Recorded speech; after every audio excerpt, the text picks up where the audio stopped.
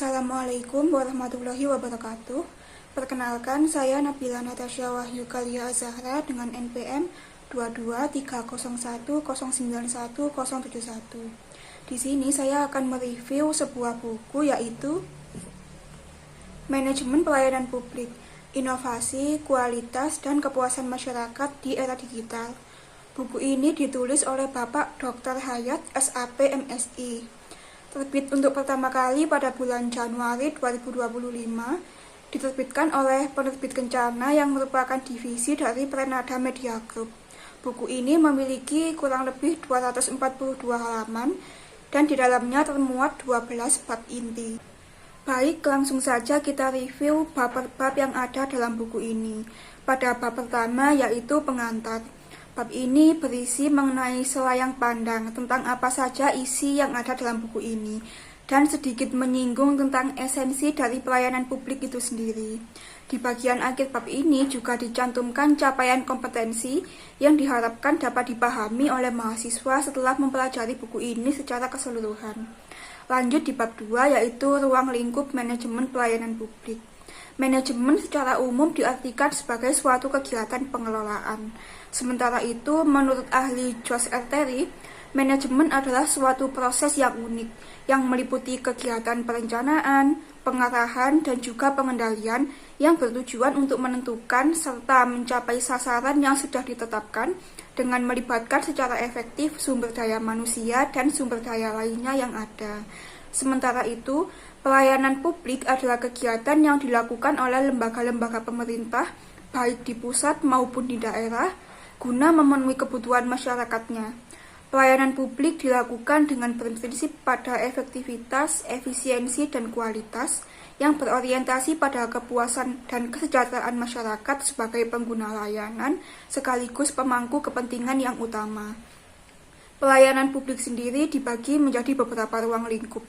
Yang pertama yaitu pelayanan barang publik yang berfokus pada penyediaan fasilitas umum yang dapat digunakan oleh masyarakat luas seperti air dan listrik. Yang kedua yaitu pelayanan jasa publik yang berfokus pada pemenuhan kebutuhan masyarakat di berbagai bidang. Dan yang ketiga adalah pelayanan administratif yang berfokus pada penerbitan berbagai jenis dokumen. Lanjut di bab ketiga yaitu dasar hukum dan regulasi pelayanan publik. Pelayanan publik menjadi bagian dari tanggung jawab pemerintah atas hak masyarakat dan dalam hal ini berperan sebagai penyelenggara pelayanan publik. Realisasi pelayanan dilakukan di instansi-instansi pemerintah. Dasar hukumnya adalah Undang-Undang Nomor 25 Tahun 2009 tentang Pelayanan Publik. Sementara itu, regulasinya disesuaikan kembali dengan masing-masing instansi penyelenggara sesuai dengan kebutuhan dan dasar hukum atau aturan yang berlaku. Namun, regulasi yang ada seringkali memiliki standar yang bervariasi, sehingga menyebabkan sulitnya pengelolaan pelayanan publik. Di sisi lain, kepuasan masyarakat akan pelayanan publik yang tersedia masih terbilang rendah. Hal ini disebabkan karena kurangnya profesionalitas dan kompetensi dari para petugas. Hal ini tentu menjadi PR bagi pemerintah, karena apabila dibiarkan akan berakibat pada munculnya reputasi buruk dan menurunnya kepercayaan masyarakat terhadap kinerja pemerintah. Cara yang dapat dilakukan adalah dengan mentaati dasar hukum dan regulasi yang berlaku. Contohnya dengan melaksanakan dengan sepenuh hati prinsip-prinsip pelayanan publik yang tertuang dalam Undang-Undang Nomor 25 Tahun 2009 tentang Pelayanan Publik, ataupun standar-standar yang sudah ditetapkan dalam regulasi. Dengan mentaati peraturan yang ada, diharapkan pelayanan publik yang diberikan akan terselenggara secara efektif, efisien, dan berkualitas, serta akan meningkatkan kepuasan dan juga mengembalikan kepercayaan masyarakat terhadap kinerja pemerintah.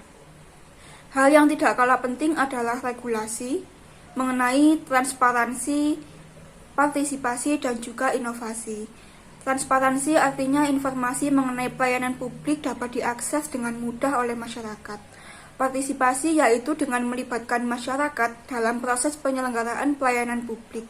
Inovasi yaitu tersedianya dukungan, utamanya dalam mengintegrasikan teknologi dalam pelayanan publik, dalam rangka mengikuti arus perkembangan zaman yang sudah didominasi oleh dunia digital. Tantangannya adalah infrastruktur digital yang belum memadai dan masih harus terus berbenah, literasi digital masyarakat yang masih rendah, dan juga pemerintah yang masih harus beradaptasi dengan transformasi pelayanan dari konvensional menuju ke digital. Lanjut di bab 4, yaitu prinsip-prinsip pelayanan publik. Prinsip-prinsip pelayanan publik seringkali tidak dijalankan dengan baik oleh pemerintah dan hanya dijadikan alat untuk pertahanan kekuasaan. Hal ini akan mendegradasikan profesionalisme pemerintah dalam menjalankan tanggung jawabnya. Masyarakat juga kurang diberi ruang untuk terlibat dalam proses pelayanan publik. Akibatnya, masyarakat seringkali mengeluhkan hal ini kepada pemerintah dan menjadi indikator perlunya perbaikan dalam tata kelola pelayanan publik. Prinsip-prinsip pelayanan publik yang dapat ditetapkan untuk memperbaiki dan meningkatkan kualitas pelayanan publik antara lain: yang pertama, kesederhanaan, artinya pelayanan publik mudah dipahami dan mudah diakses oleh masyarakat. Yang kedua yaitu kejelasan, artinya informasi yang diberikan mudah dimengerti. Yang ketiga, kepastian waktu, artinya jangka waktu pelayanan publik harus jelas dan dapat diprediksi. Yang keempat yaitu akurasi, artinya pelayanan yang diberikan sesuai dengan kebutuhan masyarakat. Yang kelima yaitu keamanan, artinya adanya perlindungan privasi terhadap masyarakat. Yang keenam, tanggung jawab, dan yang ketujuh, kelengkapan sarana dan prasarana. Sementara itu, dalam Undang-Undang Nomor 25 Tahun 2009 tentang Pelayanan Publik, prinsip-prinsip pelayanan publik ada 12. Yang pertama, kepentingan umum; yang kedua, kepastian hukum; yang ketiga, kesetaraan hak; yang keempat, keseimbangan hak dan kewajiban; yang kelima, profesionalisme; yang keenam, partisipatif; yang ketujuh, non-diskriminatif; yang kedelapan, transparansi; yang kesembilan, akuntabilitas; yang kesepuluh, pelayanan yang inklusif; yang ke-11, ketepatan waktu; dan yang ke-12, efisiensi, kemudahan, dan juga aksesibilitas.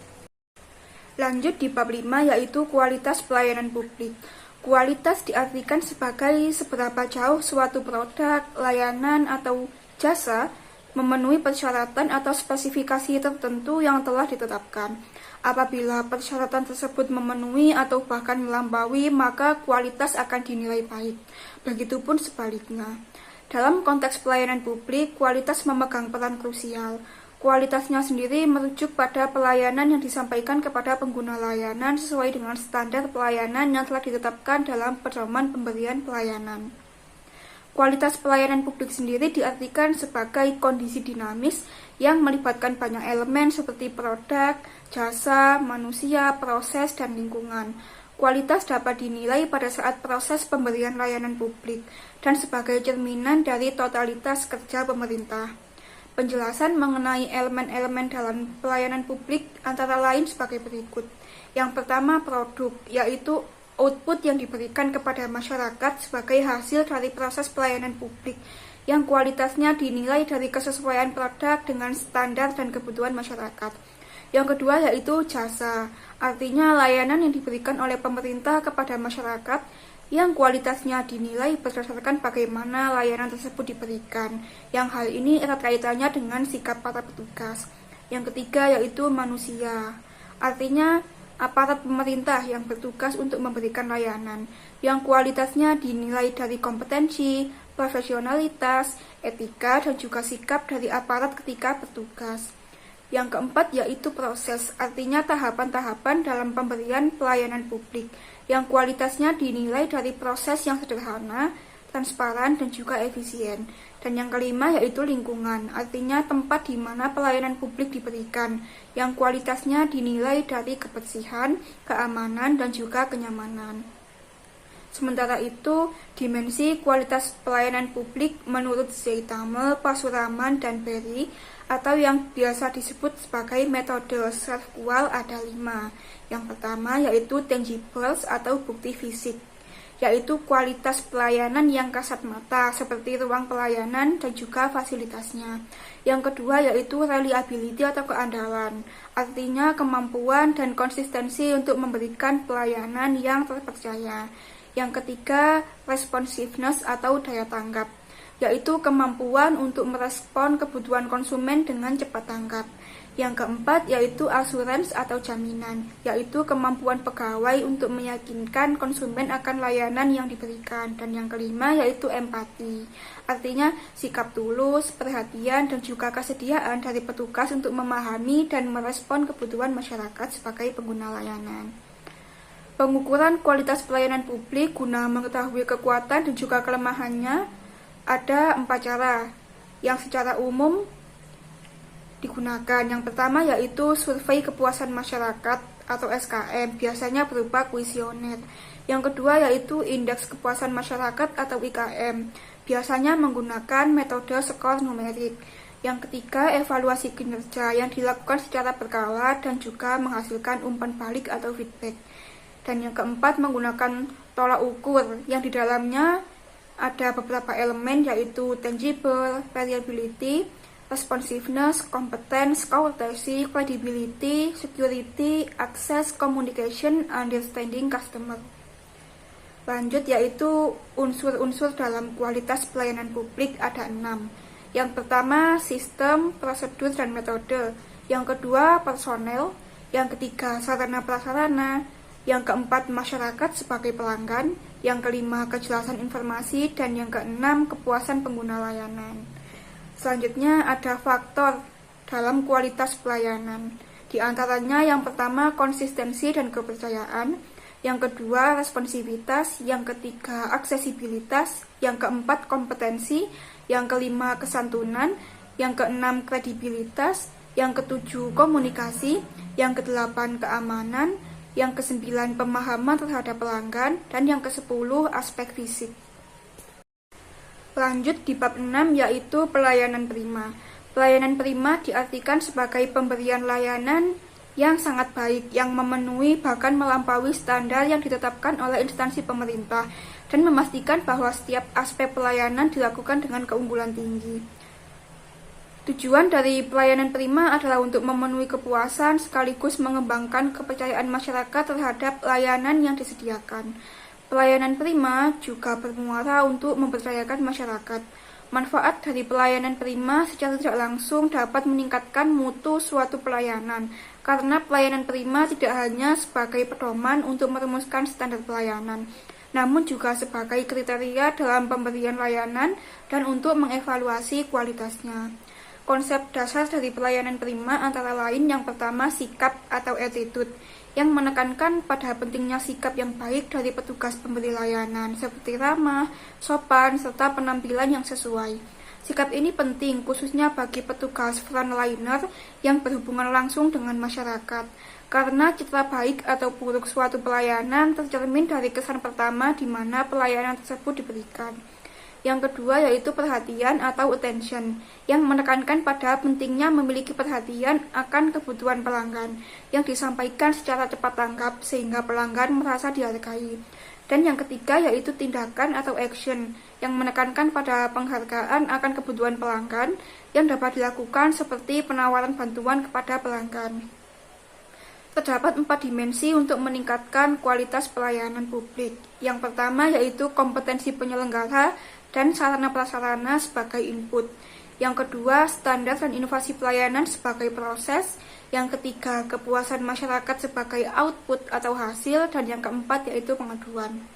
Pelayanan prima menjadi penting sebagai benang merah dari kemajuan suatu negara.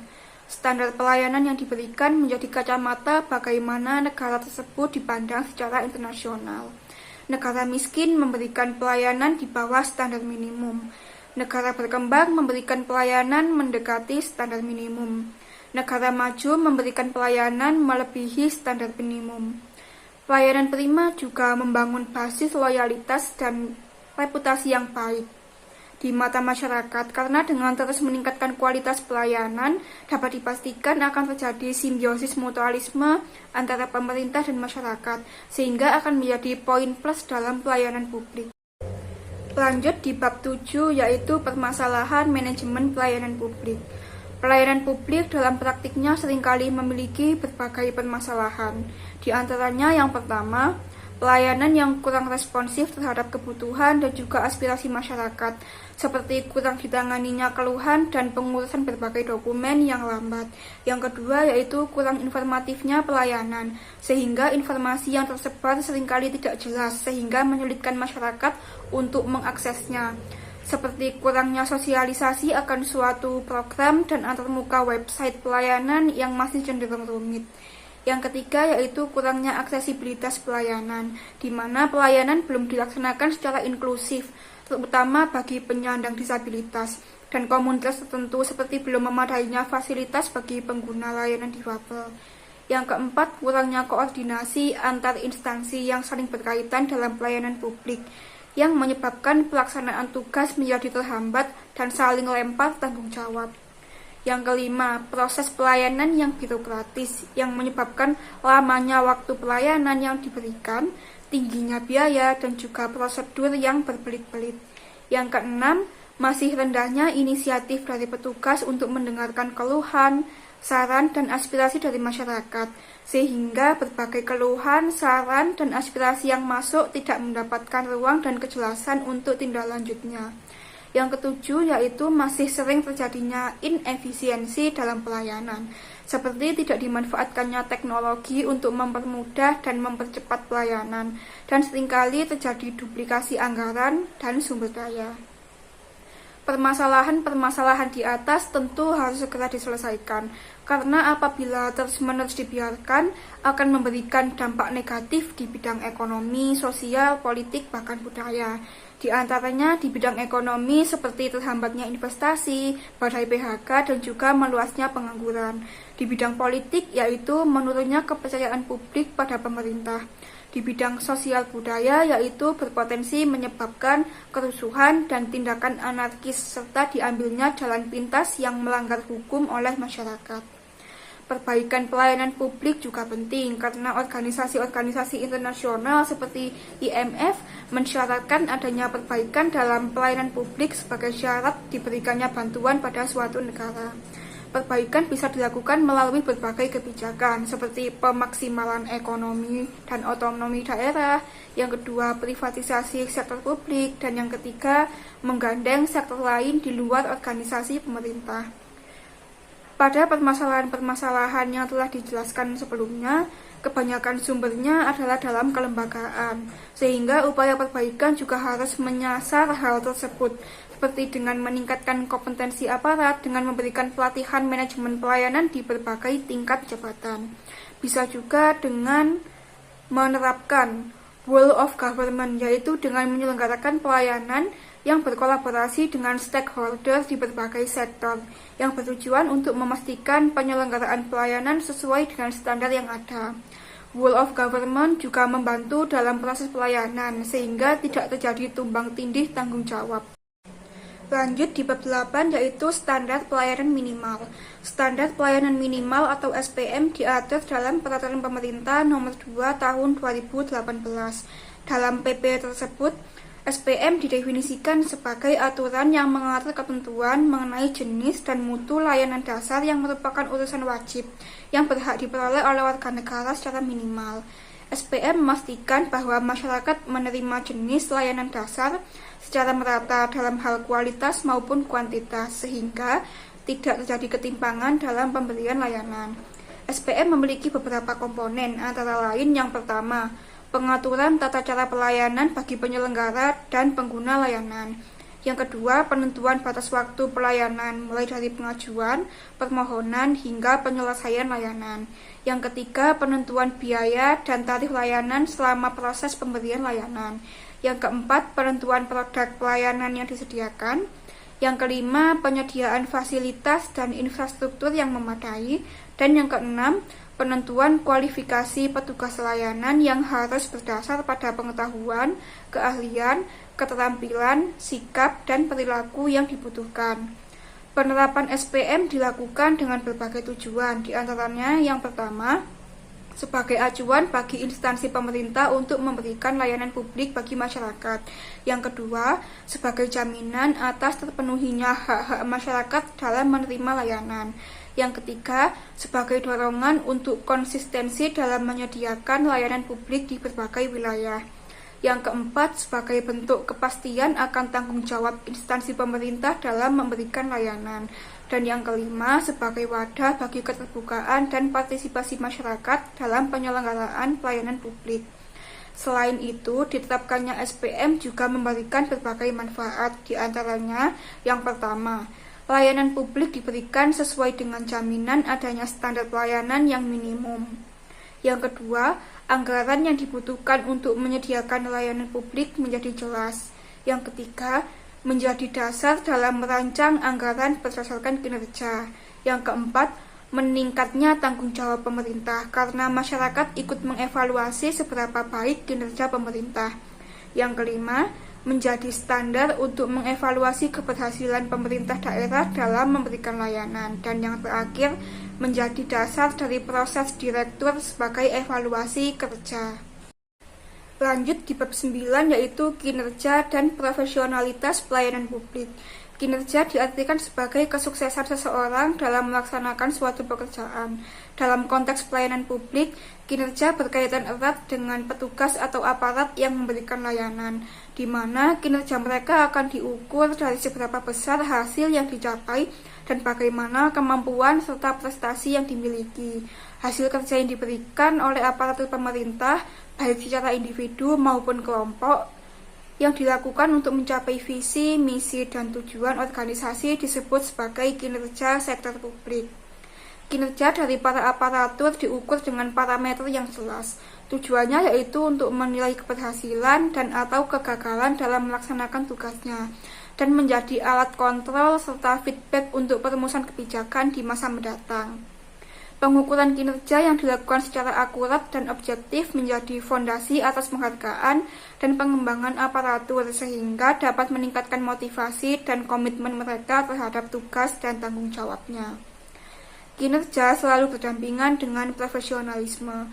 Profesionalisme adalah kemampuan untuk beradaptasi dengan lingkungan yang mudah berubah, serta menjalankan tugasnya sesuai dengan visi, misi, dan nilai suatu organisasi. Profesionalisme juga mencakup keandalan, ketepatan waktu, kecermatan, dan kemampuan untuk menyampaikan prosedur dengan jelas. Profesionalisme artinya para aparatur memiliki komitmen untuk selalu meningkatkan kemampuan dan strategi yang relevan sesuai dengan bidangnya. Aparatur dikatakan profesional apabila tidak hanya berfokus pada pengerjaan tugas harian, namun juga inisiatif untuk mencari cara-cara baru untuk meningkatkan kinerja dan pelayanan yang diberikan. Kinerja dan profesionalitas dari aparatur pemerintah menjadi tonggak bagi kepuasan masyarakat akan layanan yang diberikan. Masyarakat akan merasa puas apabila pelayanan yang diberikan melebihi ekspektasi mereka, begitupun sebaliknya. Oleh karena itu, dalam memberikan pelayanan publik harus dipastikan bahwa kinerja pelayanan yang ditunjukkan sesuai dengan tugas pelayanan yang diberikan. Lanjut di bab 10, yaitu budaya etika dan kode etik dalam pelayanan publik. Pelayanan publik pada dasarnya menjadi fondasi bagi kesejahteraan masyarakat. Pelayanan publik yang efektif harus disertai dengan etika atau moralitas yang tinggi dari aparat yang bertugas. Namun faktanya masih sering ditemui aparat yang tidak menerapkan etika atau moralitas ketika memberikan pelayanan kepada masyarakat karena dianggap sudah tidak relevan. Padahal etika sendiri menjadi salah satu unsur dalam good governance.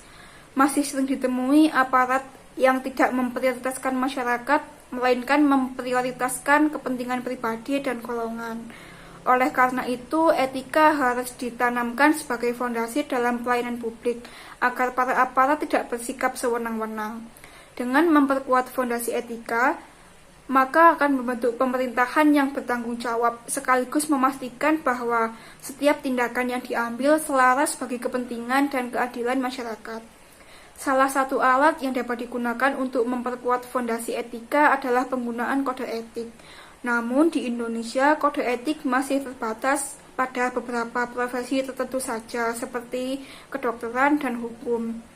Sementara itu, American Society for Public Administration atau ASPA pada tahun 1981 sudah merumuskan poin-poin kode etik dalam pelayanan publik. Kode etik tersebut bisa dijadikan sebagai landasan bagi pelaksanaan pelayanan publik di Indonesia, antara lain sebagai berikut. Yang pertama, memprioritaskan masyarakat bukan diri sendiri. Yang kedua, rakyat memiliki kedaulatan dan pemerintah bertanggung jawab pada rakyat. Yang ketiga, lembaga pemerintah harus tunduk pada hukum dalam setiap tindakannya dengan tetap menjadikan masyarakat sebagai pertimbangan utama. Yang keempat, manajemen yang efektif dan efisien sangat penting, sehingga tidak ada celah bagi pemerintah untuk melakukan tindakan yang amoral. Yang kelima, dukungan, pelaksanaan, dan pengembangan sistem penilaian kinerja, kesempatan yang sama, dan niat baik adalah hal yang krusial. Yang keenam, kepentingan masyarakat harus dilindungi. Yang ketujuh, pelayanan kepada masyarakat harus didasari dengan kepekaan terhadap nilai-nilai seperti kejujuran, keadilan, dan juga persamaan hak. Yang kedelapan, kesadaran moral dan penilaian terhadap prioritas nilai sangat penting ketika akan mengambil suatu tindakan. Dan yang kesembilan, administrator publik tidak hanya bertugas untuk mencegah kesalahan, namun juga memastikan bahwa pelaksanaan tanggung jawab dan penyelesaian tugas secara tepat waktu. Institut Josephson Amerika juga merumuskan beberapa poin prinsip etika dalam pelayanan publik. Antara lain, yang pertama, menjaga kejujuran dan kepercayaan. Yang kedua, memiliki integritas. Yang ketiga, menepati janji. Yang keempat, memiliki kesetiaan, loyalitas, dan patuh pada kewajiban yang diemban. Yang kelima, bertindak secara adil. Yang keenam, memiliki sikap perhatian. Yang ketujuh yaitu menjunjung tinggi kewarganegaraan dengan mendukung pengambilan keputusan yang demokratis. Dan yang kedelapan, menjunjung tinggi keunggulan serta memperhatikan kualitas pekerjaan yang dilakukan. Lanjut di bab 11 yaitu transparansi, akuntabilitas, responsibilitas, partisipasi publik, dan integrasi pelayanan publik. Transparansi adalah keterbukaan informasi dalam penyediaan informasi mengenai penggunaan sumber daya publik kepada pihak yang berkepentingan untuk memastikan pertanggungjawabannya. Aparat pemerintah wajib menyediakan informasi publik, baik ketika diminta maupun tidak. Transparansi menjadi kunci untuk membangun kepercayaan masyarakat kepada pemerintah. Saat ini, fakta menunjukkan bahwa instansi-instansi pemerintah sebagai penyelenggara pelayanan publik belum sepenuhnya menerapkan transparansi. Kebanyakan informasi yang disampaikan hanya yang bersifat umum dan kurang menjelaskan informasi yang sifatnya sensitif seperti masalah keuangan. Transparansi penting untuk diterapkan guna meminimalisir terjadinya penyimpangan oleh oknum yang tidak bertanggung jawab. Adanya transparansi menjadi halangan bagi oknum tersebut untuk melakukan tindakan korupsi. Akses yang terbuka akan informasi juga memungkinkan masyarakat untuk terlibat dalam pengawasan terhadap segala jenis tindakan yang dilakukan oleh aparat pemerintah. Akuntabilitas adalah bentuk pertanggungjawaban aparat pemerintah terhadap segala tindakan yang dilakukan selama proses pemberian pelayanan publik. Dalam pelayanan publik terdapat beberapa jenis akuntabilitas, di antaranya yang pertama, akuntabilitas politik, yaitu pertanggungjawaban dari pejabat-pejabat publik yang terpilih dalam pemilu. Yang kedua, akuntabilitas finansial, yaitu pertanggungjawaban atas pengelolaan dana publik. Dan yang ketiga, akuntabilitas administratif, yaitu pertanggungjawaban dari aparat pelayanan publik dalam menjalankan tugas-tugasnya. Karena akuntabilitas memegang peran penting dalam pelayanan publik, maka perlu upaya-upaya untuk menegakkan akuntabilitas. Beberapa upaya yang dapat digunakan antara lain, yang pertama melalui perantara ombudsman. Ombudsman yaitu lembaga yang berfungsi untuk membela hak-hak masyarakat dengan cara menampung keluhan yang disampaikan oleh masyarakat untuk selanjutnya ditindaklanjuti. Yang kedua yaitu dengan partisipasi masyarakat. Dengan melibatkan partisipasi masyarakat, dalam hal ini bisa melibatkan LSM, akuntabilitas dapat diperkuat melalui pengawasan secara langsung melalui pemberian kritik dan saran dan juga menjadi mitra dalam perumusan kebijakan publik. Dan yang ketiga melalui perantara media massa dan opini publik. Media massa berperan untuk memastikan bahwa pemerintah bertanggung jawab atas segala tindakan dan keputusan yang diambil. Opini publik yang dikomunikasikan melalui berbagai media dan platform dapat memengaruhi agenda publik sehingga pemerintah akan bertindak sesuai dengan kebutuhan masyarakat. Partisipasi publik juga tidak kalah penting dalam pelayanan publik, utamanya dalam perumusan dan penetapan kebijakan. Namun, dalam beberapa aspek tertentu, partisipasi publik masih belum diakomodir secara intensif dalam proses perumusan dan penetapan kebijakan pemerintah. Oleh karena itu, partisipasi publik penting dilibatkan untuk menciptakan kebijakan yang adil dan demokratis. Hal ini menjadi fondasi utama dalam good governance yang fokusnya untuk menyediakan layanan publik yang efektif dan responsif. Masyarakat dapat memberikan kontribusi demi memastikan kebijakan yang diambil pemerintah sesuai dengan kebutuhan dan aspirasi mereka, seperti melalui pemberian masukan langsung terkait masalah-masalah yang berhubungan dengan pelayanan publik yang disediakan oleh pemerintah. Pelayanan publik juga tidak terlepas dari integritas. Integritas adalah kesesuaian antara pikiran, perasaan, dan tindakan yang sesuai dengan kebenaran. Elemen-elemen dalam integritas antara lain yaitu keharmonisan, keterbukaan, kejujuran, keutuhan, dan juga kebenaran. Aparat pemerintah yang memiliki integritas dalam dirinya berani untuk memperbaiki kesalahan dalam sistem dan tindakan dalam pelayanan publik secara keseluruhan. Selain integritas, integrasi juga sangat penting dalam pelayanan publik. Integrasi diartikan sebagai kesatuan atau keseluruhan. Pelayanan yang baik adalah yang mampu menggabungkan sistem yang baik dengan personel yang berintegritas. Salah satu realisasinya adalah melalui sistem pelayanan terpadu satu pintu. Dalam sistem ini, penyediaan layanan dilakukan hanya dalam satu jalur pelayanan sehingga regulasinya tidak berbelit-belit, sehingga masyarakat sebagai pengguna layanan tidak merasa kebingungan saat akan menggunakan layanan ini. Adanya layanan terpadu satu pintu yang merata bagi semua pengguna layanan disertai dengan integritas yang tinggi dari aparat pemerintah akan mengantarkan pada terciptanya kualitas pelayanan publik yang maksimal. Lanjut di bab 12 yaitu inovasi pelayanan publik. Inovasi dipahami sebagai sebuah fenomena atas munculnya sesuatu yang belum pernah ada sebelumnya. Inovasi bisa terjadi di berbagai bidang, salah satunya dalam pelayanan publik. Di sektor publik, inovasi dibagi menjadi beberapa jenis. Yang pertama yaitu inovasi kebijakan dan yang kedua inovasi administrasi publik. Hal ini bukan semata tentang peningkatan kualitas dan kecepatan layanan, namun juga mengubah cara pandang interaksi pemerintah terhadap masyarakat. Dalam pelayanan publik, inovasi ditekankan untuk bisa menciptakan solusi yang efektif, inklusif, dan berkelanjutan. Dengan mengintegrasikan teknologi diharapkan dapat mempermudah akses informasi, mengurangi birokrasi, dan juga meningkatkan transparansi. Inovasi ini juga mencakup pengembangan kebijakan yang responsif terhadap perubahan sosial ekonomi. Selain itu, inovasi juga berkaitan dengan desentralisasi, yang mana memberi kesempatan bagi pemerintah daerah untuk mengembangkan model pelayanan yang disesuaikan dengan kebutuhan dan karakteristik masyarakat di daerahnya masing-masing, dengan tujuan untuk meningkatkan kemandirian daerah dan juga kesejahteraan masyarakat. Inovasi dalam pelayanan publik merupakan suatu sistem yang berkelanjutan. Artinya, praktik inovatif yang dilakukan di satu unit bisa ditransfer ke unit lainnya. Kementerian Pendayagunaan Aparatur Negara dan Reformasi Birokrasi atau Kemenpan-RB juga terus berusaha untuk meningkatkan inovasi dalam pelayanan publik, baik dengan menciptakan, mengembangkan, maupun menetapkan inovasi secara internasional. Dalam pelayanan publik, inovasi dikategorikan menjadi 4 jenis, di antaranya yang pertama, penemuan atau invention, yang merupakan hasil dari penelitian yang intensif dan menghasilkan produk yang benar-benar baru. Yang kedua, pengembangan atau extension, yaitu dengan mengadopsi sesuatu yang sudah ada sebelumnya, dengan melakukan perbaikan atau penyesuaian sehingga lebih relevan dan efektif. Yang ketiga, duplikasi atau duplication, yaitu dengan mengambil produk, jasa, atau proses yang sudah ada, kemudian dilakukan ATM, atau amati, tiru, dan modifikasi sesuai dengan kebutuhan. Dan yang keempat, yaitu sintesis, dengan menggabungkan beberapa elemen yang sudah ada untuk menghasilkan sesuatu yang baru.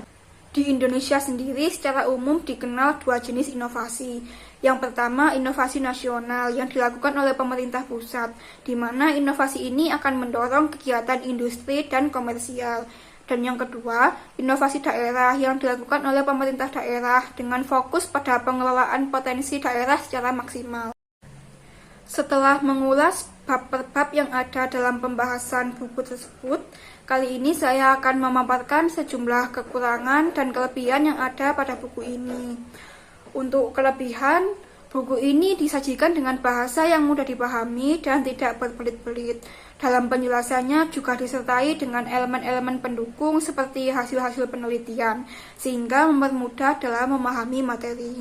Sementara itu, untuk kekurangan dari buku ini, penjelasan dalam bab-bab dalam buku ini masih kurang mendalam terkait pembahasan mengenai konsep digital dalam pelayanan publik, sehingga diharapkan kedepannya pembahasan yang kurang tersebut bisa diperdalam lagi, dan mungkin bisa ditambah dengan studi kasus tentang pelayanan publik di era digital, sehingga pembahasannya akan lebih koheren dengan judul buku.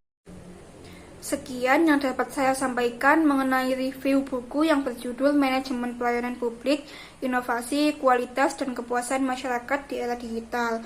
Apabila terdapat salah-salah kata atau perbuatan, saya mohon maaf yang sebesar-besarnya. Wassalamualaikum warahmatullahi wabarakatuh.